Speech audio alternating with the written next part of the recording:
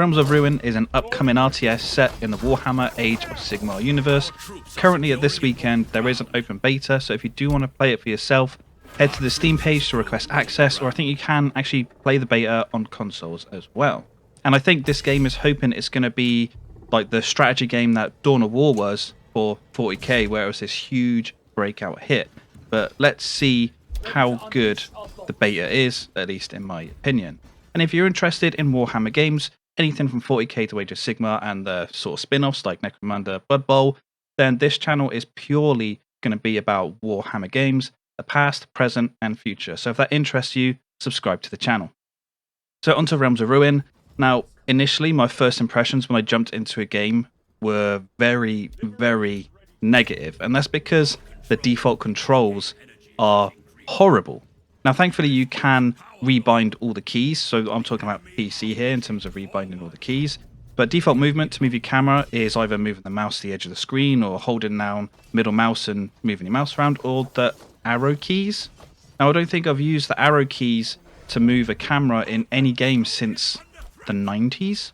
Generally, you have WASD to move the camera because you have so many other keys around WASD for like shortcuts to certain buildings or units or abilities and stuff like that, but no one wants you to use the arrow keys. And there's another strange thing with the controls where generally if you have a unit selected and you want to add another unit to that selection, you would hold down control and then click on that unit, or click and drag to select multiple units to add to your current selection. But in Realms of Ruin, if you want to do that, it's not control click, it's control shift and click. For some reason, you can rebind the controls, but when I rebound them to try and make it more like control click, it still just didn't quite work properly. Another issue with the controls is that every unit just feels like really unresponsive. Like, it feels there's always a slight delay to every single action you order your units to do, whether it's just moving or activating ability. I don't know if this is tied to some sort of server input lag or something, but it doesn't feel good at all. And every unit gets abilities to use, which you can see on the screen now when I've got a unit selected. In the bottom left, it shows you what 2 abilities they have.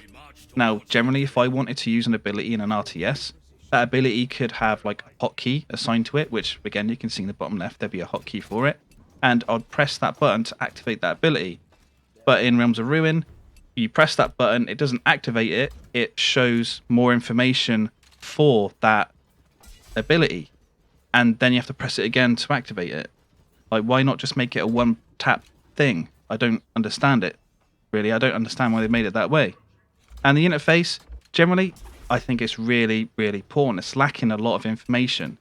Also, it's far too big. Like, if you see on screen when I'm trying to upgrade certain buildings or summon extra units, nearly half the screen is taken up by just this information, which is showing what units you can summon and the information about that unit.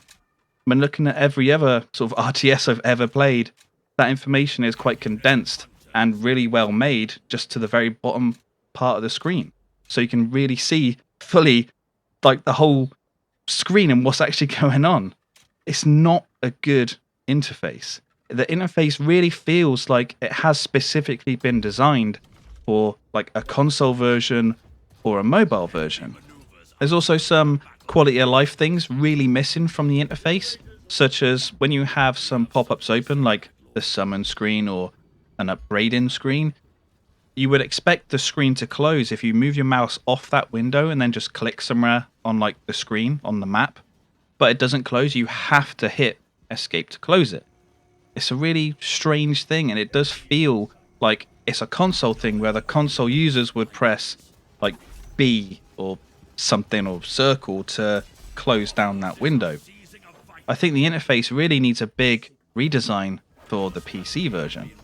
Console players, if you're watching this video, let me know what you think about the interface for the console version in the comments below.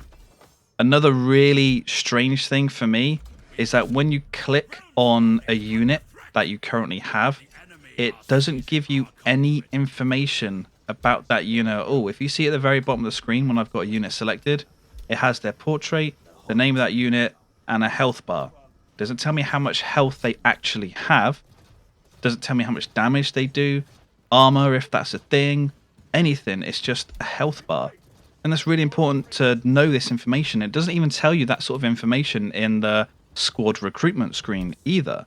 So if you want to recruit, say, a tier 1 heavy unit or a tier 3 heavy unit, it doesn't tell you how much better that tier 3 unit is in terms of any stats. And that, for me, is basic information that the game is missing. And that's why I think this interface is really bad. Even for console users, while it may be easier to navigate for console users, but it's still lacking basic information. So I've just realised I've spent about 5 minutes talking about the interface and the control scheme, but let's get on to the actual gameplay. Now, the gameplay in Realms of Ruin, it uses like a rock, paper, scissors system for its units. You'll see on screen some units will have a shield, a sword, a bow, or like a little star. The shield are heavy units, the sword is assault units, and the bows are ranged units. And heavy beats ranged, ranged beats assault, even when they're melee fighting for some reason, and assault beats heavy, and heroes can pretty much beat everyone. Now, systems like this, rock, paper, scissors systems, I really like them because it makes you use your units in a more tactical way instead of just run over here and attack, or just build one unit and spam that out to get an easy victory. It means that clever movement and position of units will lead to victories in fights instead of just attack, move in this direction. And to win battles, you need to drain the enemy's points at the top of the screen. You can see you have your points in gold and the enemy's points in red. And there are 3 objectives on this map to capture. And if you hold more objectives than the enemy, you're going to drain their points quicker than they're going to drain yours. And there's arcane conduits on the map, which you capture to generate resources. And you can reinforce these conduits with certain buildings to give extra benefits, like extra resource generation or a turret building or like a healing effect. But you cannot reinforce or do anything to objectives. And that's quite important because objectives in this game are captured insanely quickly. Even just a single unit can capture an objective really fast. And because of this system with objective capping, you will be just running all over the map all the time to keep protecting and recapturing your stuff, or to recapture the enemy's stuff. And that's kind of okay, but this shows really how slow the gameplay is. The units move painfully slow. I don't think I've had a unit in either of the 2 factions available in the beta that moves quicker as like a fast attack unit or something like that. Everything just moves at this really sort of slow pace. And it doesn't help that if you want to heal your units, well, there are a couple of units that can put down like a healing of effect ability, but generally you need to move your units back to base to heal them. And if you remember in something like Dawn of War, you can retreat, or I'm pretty sure you can retreat any unit back to base. You can just activate like a retreat ability and it makes them run back. But in Realms of Ruin, you can only retreat people quickly when they're engaged in combat.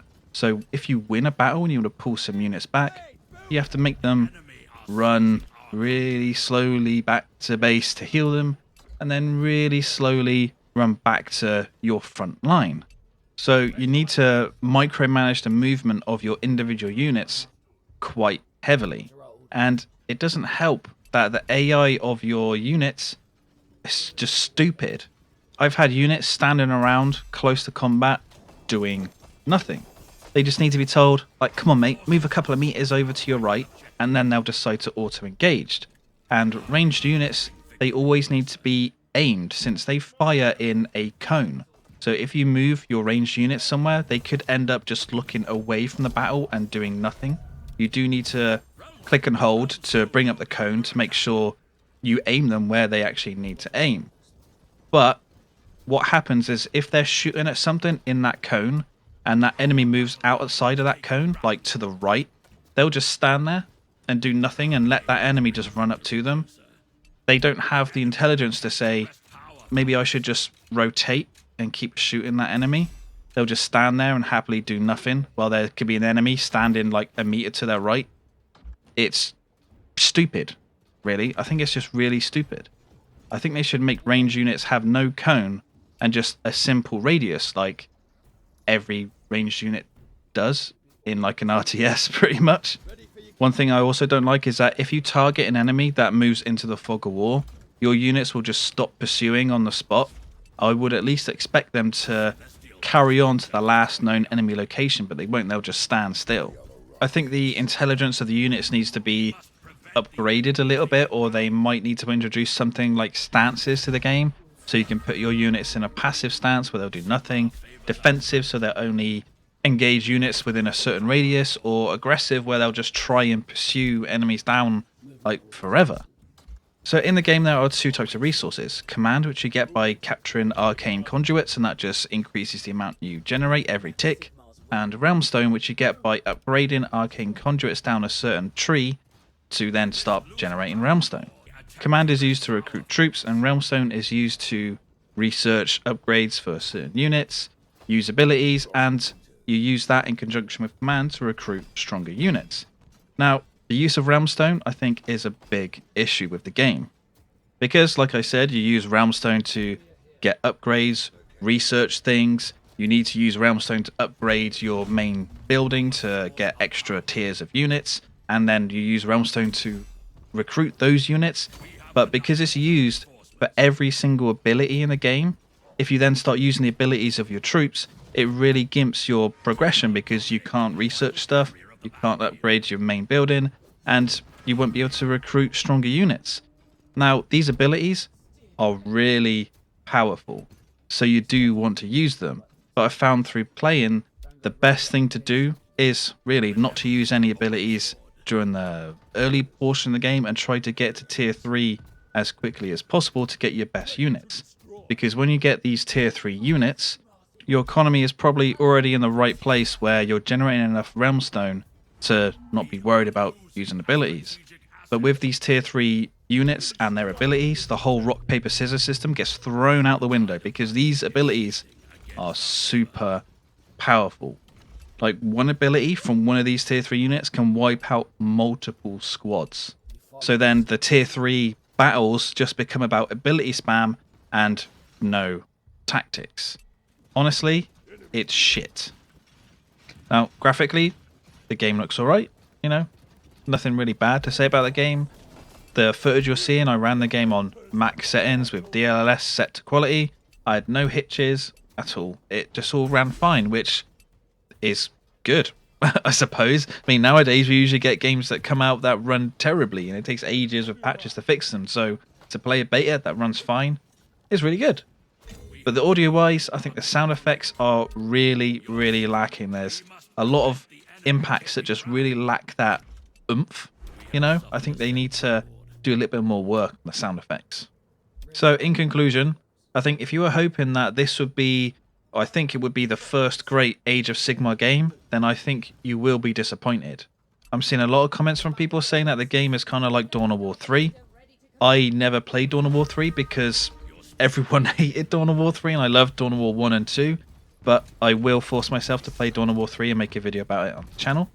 Thankfully though, you know, the game, it currently is in beta, and it's planned to come out towards the end of the year, so there's a lot of time they've still got to rebalance things and rework things, and I hope they do that. I hope that if they need to delay it to make the game a bit better, then they should do it, because I don't want to see any game fail. And there are some people already saying that this game is going to be dead on arrival, and yeah, I hope it ain't. I'm really new to the Age of Sigmar universe.